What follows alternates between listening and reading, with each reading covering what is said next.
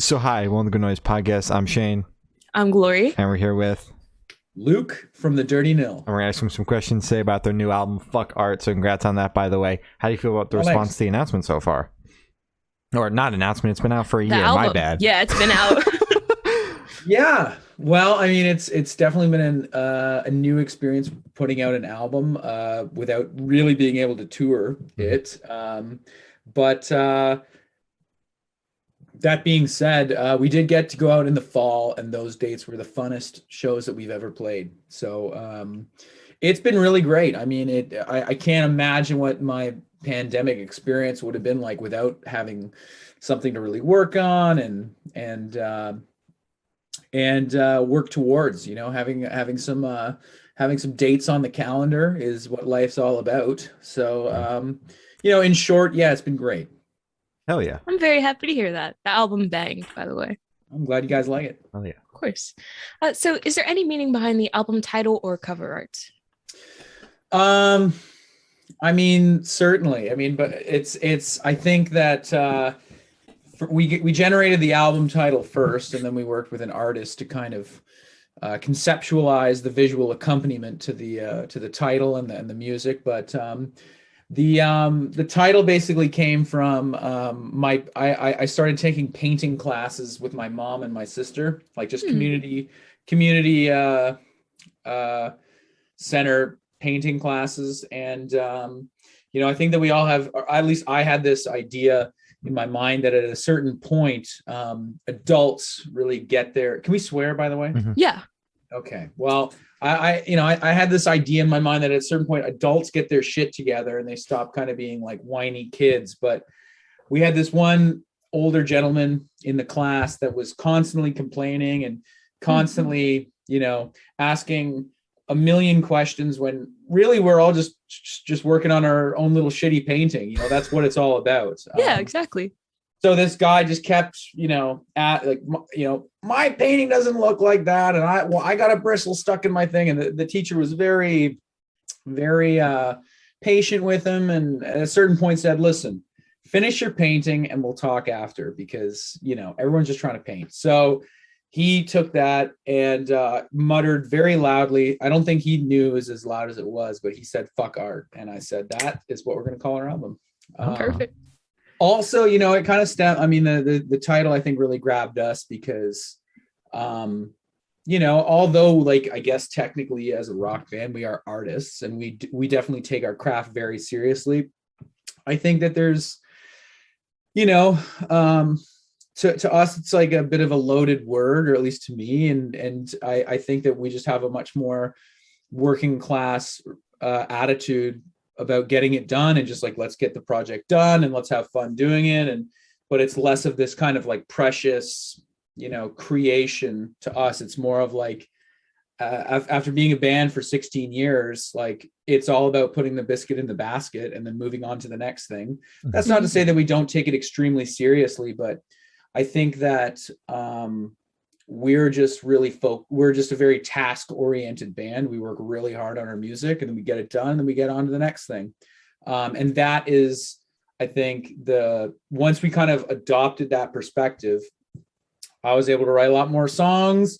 We were able to put out a lot more music and get a lot more work done together when we just kind of adopted a more, as I said, more utilitarian, get it done type attitude.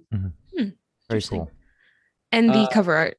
The cover art, yeah. So it was done by a very, very talented artist who we love, who has done a bunch of stuff for us, and I think will continue to do stuff for us. His name is Max Loeffler. He's from Germany, but he had done a poster for the band Turnstile, and we kind of saw some of his work, and we're like, hey man, we really want it, like, would you be interested? And he said yeah. And then we started going back and forth with all these sketches, and he sent over a bunch of really kind of dark imagery. Originally it was like really menacing looking stuff, and we were kind of like, yeah, that's cool, and like going back and forth.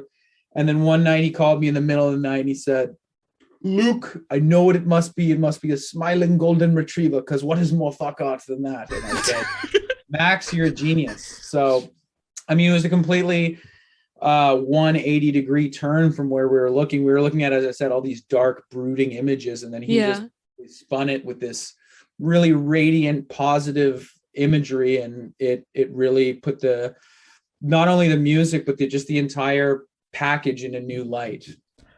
You really did. I think that like the cover art and the name combined, like before you even hear the album, it's like a super like encapsulating kind of image for the record. And it's like, I have to listen to that because just based on the title and the cover art alone. So I think that's very cool.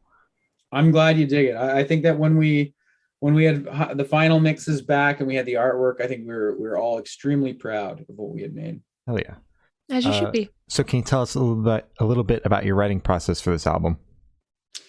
Well, I mean, I had a few tunes in my back pocket that I wrote kind of while we were touring the previous album, Master Volume, and we were listening to a lot of really heavy thrash music, and so that definitely kind of seeped into our practice space. And I wrote a lot of the songs on an acoustic guitar, which is not very common. I mean, there's been sporadic instances of that in the past, but a lot of these songs I kind of wrote the chords and the lyrics over an acoustic guitar, and then we electrified them as a group, and added more kind of riffs into them. But I will say that it was slow goings at the beginning. It was a slow process. It took us a while to kind of get some serious momentum behind that crop of songs. We were still kind of like figuring out like, what are we going to do? Like, how do we want this to sound? I think also we were overly preoccupied with like micro adjustments to the arrangements of the songs, and that kind of made progress really slow on them. And it wasn't until the very end when I just brought in probably 3 or 4 more songs right at the very end that we really kind of got them all into shape together. But as I said, the first 4 or 5, it took a long time to kind of get to a good place. And it wasn't until we kind of stepped back a little bit and became less finicky about all the little tiny things. We, just zoomed out a bit, and then it became much more fun. I will say that it wasn't very fun at the beginning, getting that stuff together, but it became fun at the end. Were most of these songs written like before lockdown and everything? Because that's kind of what it sounds like. Yeah. So it was pretty much, we were just starting to record it when lockdown began. And so we had tracked the drums and the bass, and then our producer had to fly back to Seattle because they were closing the border. And so we locked the doors to the studio, and I did the guitars in 2 days with the engineer there. We just locked the doors, didn't know what was happening with the world, didn't really care. We had a job to do. And we went insane doing the guitars because we did like 2 16-hour days. Jeez. I mean, just for context, the last album we did the guitars over a full week. So wow, we did them very quickly, which for a time I was a little bit resentful about, because I think my favorite part of being in a band, other than, there's lots of things, but one of them is getting to record guitars. It's really, really fun for me. I'm first and foremost a guitar player, and so it's really fun just getting to lay those things down. And so having to be, as I said earlier, so utilitarian and so deliberate about it, and less kind of like, well, what if we try this and what if we try that? There was none of that. It was just like, get it done. So at the end of that 48 hours, the business, like the whole city was under lockdown, so we couldn't even go back to record or anything. So it had to get done then. And then when we heard it back at the very end, I couldn't even tell if we had gotten it done. Our brains were just mush. My wrist on my fretting arm had seized up just from like, I couldn't, it was just like a claw from just playing so much. But then when I went in to do the vocals, just like by ourselves at home, I was very satisfied with the job that we had done in a very short amount of time. And so, we did the vocals from home and sent them out to Seattle, where our producer, John Goodmanson, is. And then from there, he just started sending mixes, and they were awesome. Okay. Very cool. Wow. That is ridiculously impressive. Just all the guitars in 2 days. And then you had to like immediately switch from recording in a studio to just in your home. And like that. Okay. That's great. That's great. It was, as I said, it was not optimal, but I think this experience making that album really shifted my mind to a let's get it done type mentality rather than and again, like taking everything really seriously, but the object at the end of the day is to get it done, so that you can get on to the next thing. That's what life's about. So and enjoy it while you do it, of course, but to not obsess about little details that nobody's going to care about anyways. Just like get it done, make it as good as you can. Perfection is the enemy, so just try and get it the best you can, leave some mistakes, and then call it a day, For sure. Mm-hmm. So I want you to tell us your favorite lyric off this album and the meaning behind it. I don't know.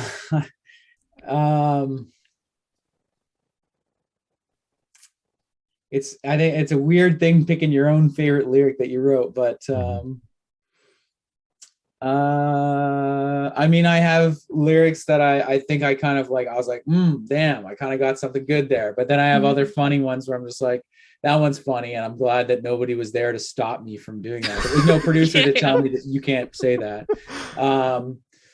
I think saying at the very end of the album to the guy who stole my bike, when I said to any plum fucker with an axe to grind, or something like that. I definitely still have a smirk on my face remembering that I got away with singing that on an album. So I think that's probably my favorite lyric of it all, because it's so stupid. But I think that what it means to me is, as I said, nobody there to tell me that I can't sing that. So you'll never have an experience like that again.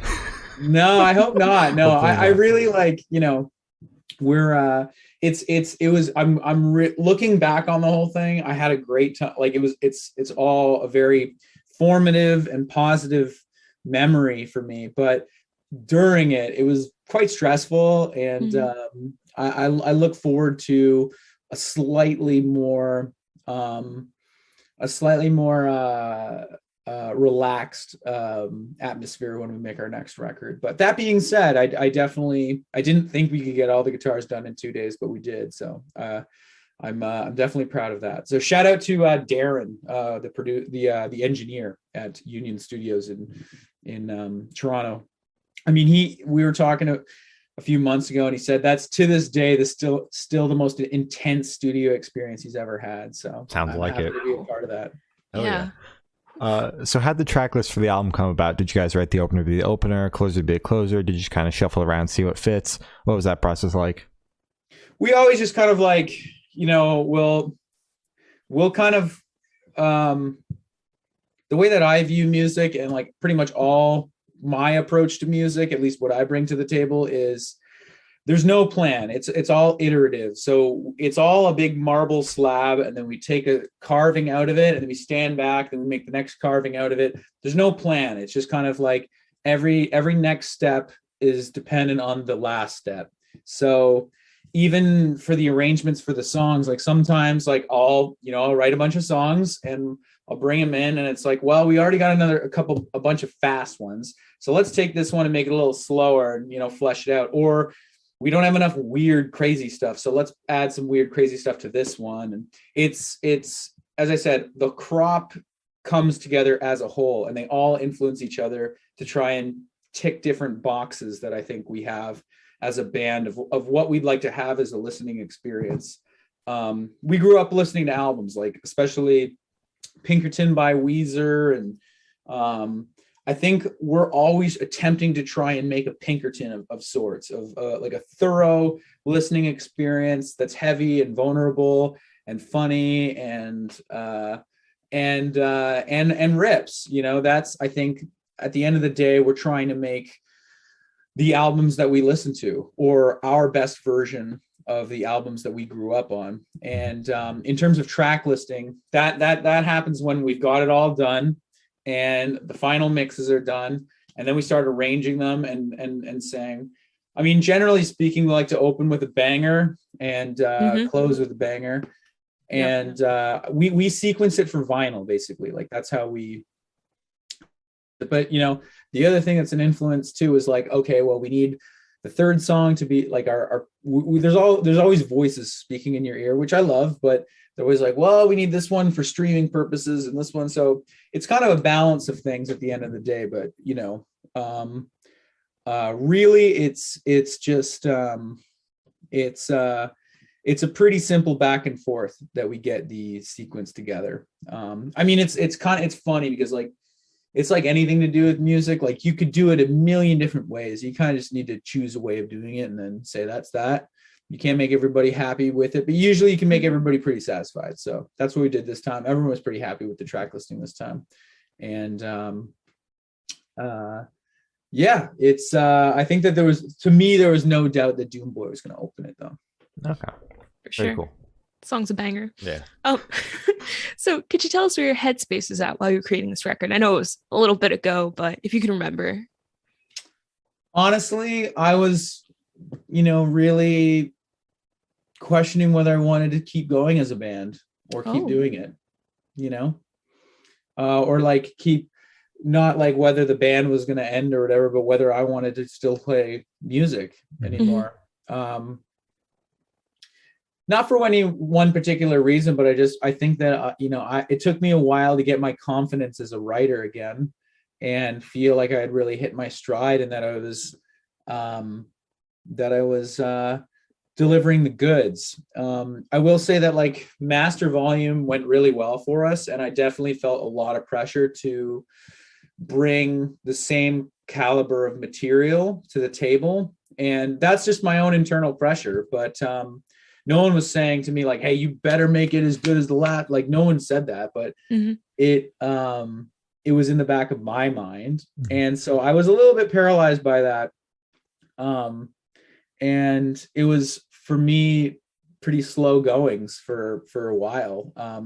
Everything I would write, I'd be like, this sucks, like Blunt Force Concussion almost didn't make the record and all this stuff. Like, all these songs that ultimately turned out really great, I was really down on. I remember when I wrote that song, I brought it in and everyone was like, yeah, that's pretty good. It's okay. I was like, oh, it's not very good. Like, when it was finally done tracking, it was like, this is one of the best songs on the album, but you never know how things are going to turn out. The other mistake that I've made in the past is that when we finish an album, I'm just like, oh, my job's done. I don't have to fucking write any more songs. I don't have to do anything for a while. I can just like relax and like walk the dog and like just hang out and like, just get ready for tour, do that. But, and let my writing muscles all waste away, go to shit. And so, I definitely did that after Master Volume. I only wrote like 1 or 2 songs. Oh, wow. Like in the year 2018, like after we had made Master Volume. So, it took a lot of work to kind of get that momentum back and that confidence back. Writing's all about confidence, really, to me, or at least in my experience, and being confident in your ideas, being like, this might not be the best song in the world, but it will, like when the band plays it and we work on it hard, it could be really good. Yeah. And I'm happy with the lyrics and I'm happy with the melodies. And, Fuck Art really taught me to trust myself and to be confident because I can write good songs and the band's really good. So, coming off of Fuck Art, as soon as we finished Fuck Art, I just started writing more songs and, not letting those muscles go to waste. And when I say those muscles, like I think it's just like a confidence muscle, where it's just trusting yourself. Like that's what writing a song is. It's just like trusting yourself to get to the next part, trusting yourself to write the next part.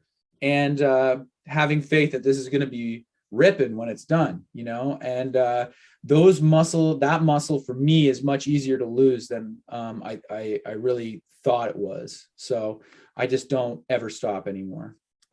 Love to That's hear that. good. That's really good. So when you got these the masters back for the album, how did you personally experience it for the first time? I put on the biggest set of headphones that I could, and I just walked around.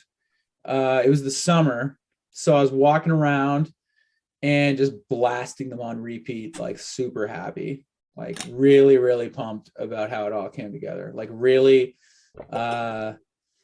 really, well, just kind of in awe of how, as I said, how well it turned out, how well Ross played on it, how well Kyle played on it, how amazingly John engineered and mixed the whole thing. And I was just so pumped, like, about, as I said, something that I had so many points of doubt in the whole process, from like getting the songs together and like, you know, how crazy it was actually making it with the pandemic and stuff. I was just like, oh shit, I don't know how this is all going to turn out. But when it was all said and done, I was so happy. And then, as I said, I just immediately started writing more songs. Oh yeah. Awesome. And if there's someone listening to this right now that for some reason hasn't listened to the record yet, how do you recommend them to listen to it for the first time? At maximum volume from the top. All right. For sure. Yeah. All right. So this one should be super, super quick. Off the top of your head, I want you to describe this album for new listeners in 3 words, no more, no less. Fun, sweet destruction. Perfect. That's very good. Perfect. So in that same train of thought, is there a certain feeling or emotion you want your listeners to have while going through the album? Not really. I mean, I'm definitely an eye of the beholder type guy. I think if there's whatever you get out of it, that's awesome. It's all there. You know, I get if I can get a few snarky lyrics through and some sweet melodies, and that's all I'm happy that I can get through. But if people hear things in the words that I didn't mean, and it's not for me to tell them what it means. It means whatever you want it to mean. Fair enough. Mm-hmm. So what is your favorite memory that you made while creating this record? Favorite memory of making the record? Mm-hmm. Even though it's hell, I'd say recording the guitars. Okay. Oh yeah. Figured. Yeah, I mean, like, look, like, again, as I said, like, I was borderline insane and both of us were by the end of that period. Mm-hmm. I mean, it's also important to remember that, like, it was uncertain whether this pandemic was going to kill half the earth. Like, it was kind of uncertain what was happening. There was a lot of panic in the air. It was right at the absolute zenith of the whole thing in terms of uncertainty and pandemonium. So we were just like completely focused on this thing, and laying down those stanky ass guitars was it's always my favorite part of recording, even if it's hell. Mm-hmm. Yeah. Okay. So I actually wanted to go back to the guitar part for a second. How did you manage to stay, firstly, awake and motivated while recording guitars for 2 days straight? Were you just like slamming energy drinks the entire time? What was that like? We were just drinking pot after pot of coffee, and, you know, we weren't eating very much, but our theory was if we eat too much, we're going to slow down. So we were just like having a pizza pocket every 4 hours. Oh my God. The thing that motivated me was like, this is my job. I love these songs. I've worked so hard on these songs, and it falls on my shoulders now to get us to the next stage. So there's no way that I'm not going to fucking deliver. Like, we got to get this done. And it's also, as I said, the other thing that's motivating is it's fun. Like, when you've done your homework and you know the songs rip, recording is so fun. Like, we've had experiences where we're not really prepared for the studio and the songs aren't quite there, and I'm not confident enough to sing them yet, and I haven't really got into it. And that sucks. You just know that you're wasting money and time, but when you've done your work and the arrangements are tight, and you know you've brought your A game song-wise to the table, and that all the parts work together and it's really going. I mean, that's my favorite feeling on the planet. I love playing live. Playing live is beautiful, but laying something and committing it to eternity, like recording, is the funnest thing in the world. Knowing that, not false modesty aside, I hate false modesty. I knew when we were recording that people are going to dig this. This is going to be great. Mm-hmm. I love that. Attitude. So picture this: you're on tour, you're at a gas station for a rest stop. What is your snack of choice? I'm going to go with the V8 vegetable sludge drink, and the banana. They have a sludge drink? I don't know. It's just the V8 drink, V8 vegetable juice. So our first tour when we were 18 years old, we drove around in a van, sleeping in Walmart parking lots and eating McDonald's every day. And I just can't do any. I'm not a health nut, but I definitely try and keep myself in fighting shape for touring so that I can feel like I gave everything I had on that stage that night. And you trust gas station fruit? I don't trust gas stations, period. But I just feel that, like, what's the worst that can happen with banana?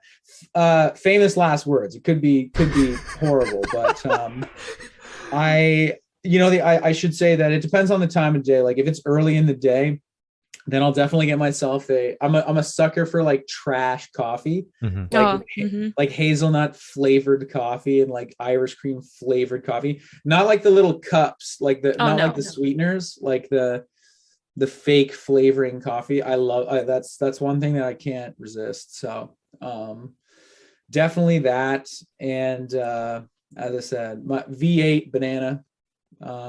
Sometimes though, like a bag of Reese's Pieces, whatever. Sometimes you just get a bag of Reese's Pieces for the van, raise morale for a couple hours before everybody crashes out. Perfect. Yeah. Crashes hours before the performance too, so you guys gotta somehow get that energy back.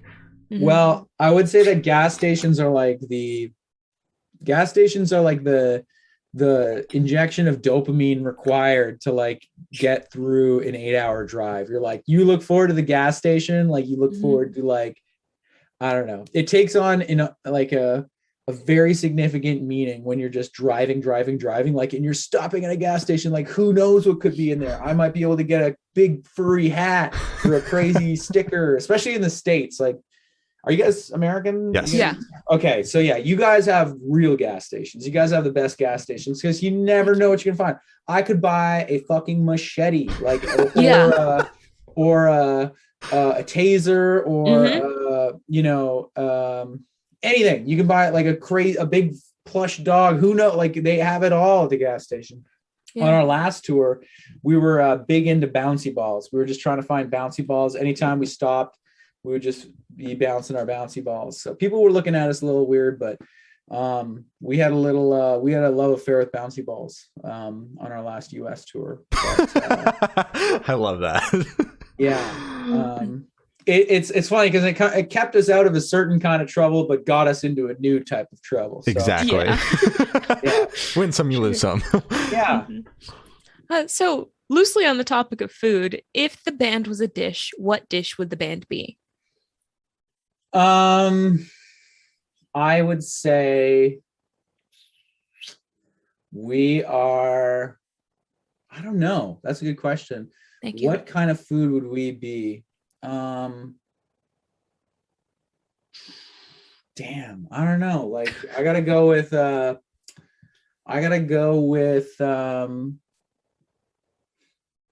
there's many things that come to mind, but I guess I should just go with my first one. I'd say we are a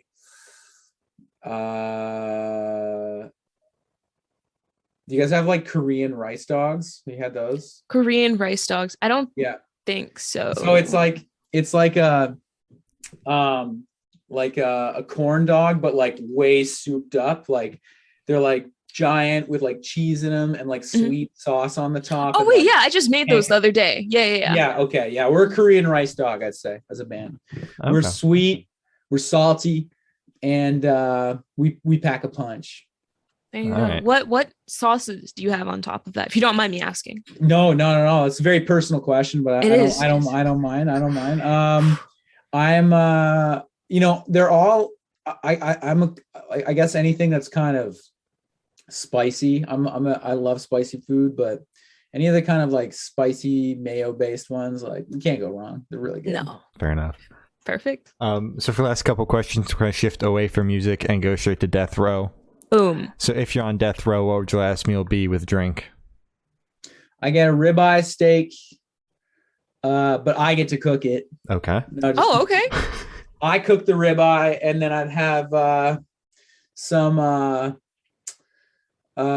curly fries and some Netflix and chill ice cream. That one, I can't remember who makes it. Is it Ben and Jerry's. Ben and Jerry's? That's the one. That's my, or no, tiramisu. Okay. There's my death row meal. Tiramisu How are you bangs. washing that down? I'm washing that down with 1,000 beers. No, no. If I get one drink, I'm gonna go with a Mexican Coke. Okay. Yeah, that's the one in like the glass bottle, right? Oh yeah. Yeah. Dang. Superior. So if you could live in one fictional world for a week, where would you live? I would live in. That's a good question. One fictional world. Mm-hmm. That's a good question. So many good ones to choose from. Yeah. I guess I don't want to live in like Mordor, particularly. No. But let's see. Maybe at like the original, like Charlie and the Chocolate Factory. I'd live there. Yeah. I'd be an Oompa Loompa for a week. That'd be pretty cool. Songs. That would be cool. Yeah. So I've now asked the last question, and every single person we have spoken to have said that it is the most important question. What's your favorite color? Red. Specific shade of red? Red or silver. I know that's not a color, but I just love. I'm like a fucking bird. I just love little glittery things. So. Fair enough. Valid. Silver's great. Yeah, silver is my favorite color. So as I said, that's all the questions we have today. Is there anything that you would like to plug? I would like to say that we're hard at work on new music and looking forward to presenting to you the hits of tomorrow very soon. Oh yeah. All Awesome. right. Well, thank you for now. That's been Luke from Dirty Nil, and we have been the Good Noise Podcast.